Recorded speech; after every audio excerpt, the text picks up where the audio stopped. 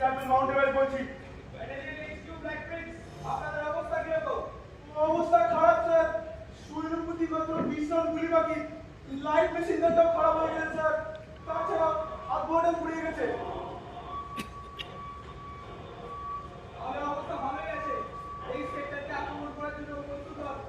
আক্রমণ? এইমাত্র তো আক্রমণ করে দিলাম স্যার।